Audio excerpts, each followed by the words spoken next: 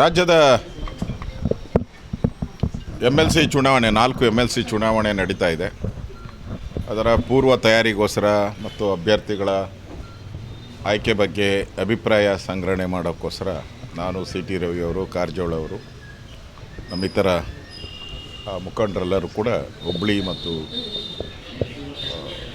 ತುಮಕೂರು ಭಾಗಕ್ಕೆ ಪ್ರವಾಸವನ್ನು ಮಾಡ್ತಾಯಿದ್ದೀರಿ. ಆ ಪ್ರಯುಕ್ತ ದಾವಣಗೆರೆ ಇಲ್ಲಿನೂ ನಾವು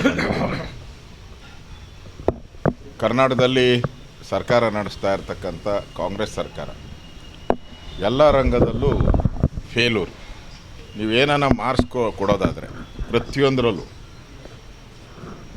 PWD ಇರ್ಬೋದು 0, ಎಜುಕೇಷನ್ 00, ಇರಿಗೇಷನ್ 000, ಯಾವುದೇ ಇಲಾಖೆಯಲ್ಲೂ ಕೂಡ ಹಣ ಇಲ್ಲದೆ ಖಾಲಿ ಡಬ್ಬ ಹೆಂಗೆ ಸೌಂಡ್ ಮಾಡುತ್ತೋ ಹಂಗೆ ಮಾಡ್ತಾಯಿದ್ದಾರೆ ಅಷ್ಟೆ. DK ಶಿವಕುಮಾರ್ ಅವರು ಹೇಳಿದರು BJP ಅವರು ಒಂದು ಫ್ಲೈಓವರ್ ಮಾಡಿದ್ರೆ ಅಂತ.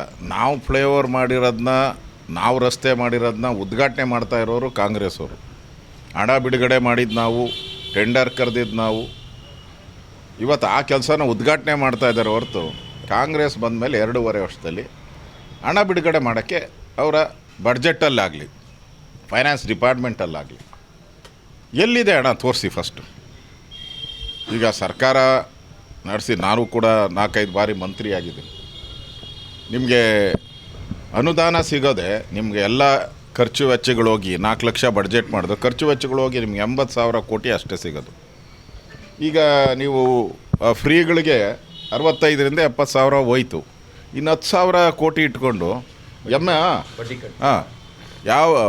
ಎಲ್ಲಿ ಬಡ್ಡಿ ಆಗಲ್ಲ. ನೀವು ನಿಮ್ಮ ಮನೆ ರಿಪೇರಿ 10,000 ಕೋಟಿ ಏನು ಉಳಿದಿದೆ? ಸಿದ್ದರಾಮಯ್ಯನ ಮನೆ ರಿಪೇರಿ, DK ಶಿವಕುಮಾರ್ ಮನೆ ರಿಪೇರಿ, ಗೆಸ್ಟ್ ಹೌಸ್ಗಳು ರಿಪೇರಿ, ನಿಮ್ಮದು ಮಂತ್ರಿಗಳು ರಿಪೇರಿ, ಬಳ್ಳಾರಿ ಸಾಧನಾ ಸಮಾವೇಶಕ್ಕೆ ಅದಕ್ಕೊಂದು 25 ಕೋಟಿ,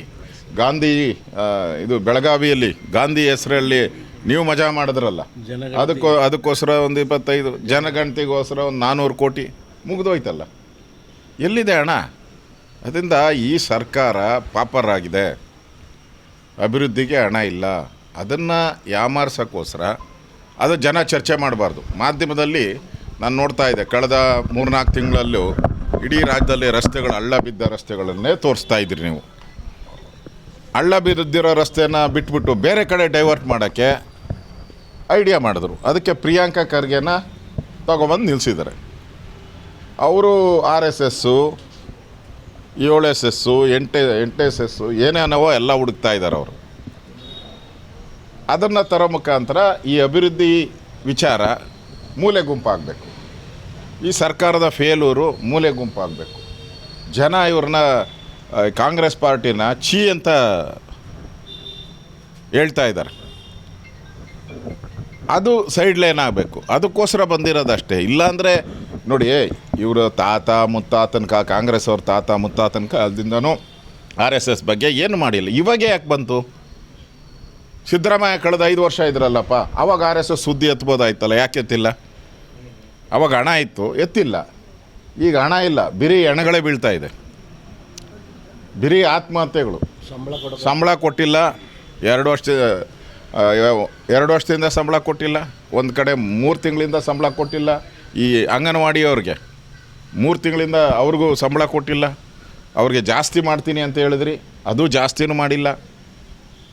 ಹಣ ಬದಲು ಹೆಣಗಳು ಬೀಳ್ತಾ ಇದೆ. ಈ ಸರ್ಕಾರ ಬಂದ ಮೇಲೆ ಆತ್ಮಹತ್ಯೆಗಳು, ಅಧಿಕಾರಿಗಳು ಸಂಬಳ ಇಲ್ದಿರೋ ಆತ್ಮಹತ್ಯೆಗಳಾಗ್ತಾ ಇದೆ. ಇದನ್ನು ಯಾಮಾರ್ಸೋಕ್ಕೋಸ್ಕರ ಮಾಡಿರೋವಂಥ ಕುತಂತ್ರ ಅಷ್ಟೇ, RSSನ ಮುಂದೆ ತಂದಿರೋವಂಥದ್ದು.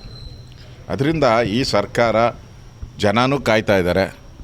ಈ ಸರ್ಕಾರ ಯಾವಾಗ ತೊಲಗ್ತೈತೆ, ಜನಕ್ಕೆ ಯಾವಾಗ ಅಭಿವೃದ್ಧಿ ಆಗ್ತೈತೆ ಅಂತ ಜನ ಕಾಯ್ತಾ ಇದ್ದಾರೆ. ನಿರ್ಭೀತ, ನಿಷ್ಪಕ್ಷಪಾತ, ವಿಶ್ವಾಸಾರ್ಹ ಸುದ್ದಿಗಳಿಗೆ ಮತ್ತೊಂದು ಹೆಸರಾಗಿರುವಂತ ನ್ಯೂಸ್ 18 ಕನ್ನಡ ಈಗ ಆಪ್ನಲ್ಲೂ ಲಭ್ಯವಿದೆ. ದಯವಿಟ್ಟು ಇಲ್ಲಿರುವ QR ಕೋಡ್ ಅನ್ನ ಸ್ಕ್ಯಾನ್ ಮಾಡಿಕೊಂಡು ಆಪ್ ಅನ್ನ ಡೌನ್ಲೋಡ್ ಮಾಡೋದಕ್ಕೆ ಮರಿಬೇಡಿ. ನಿಮ್ಮ ಬೆಂಬಲ ಹೀಗೆ ಸದಾ ನಮ್ಮೊಂದಿಗಿರಲಿ. ಧನ್ಯವಾದ.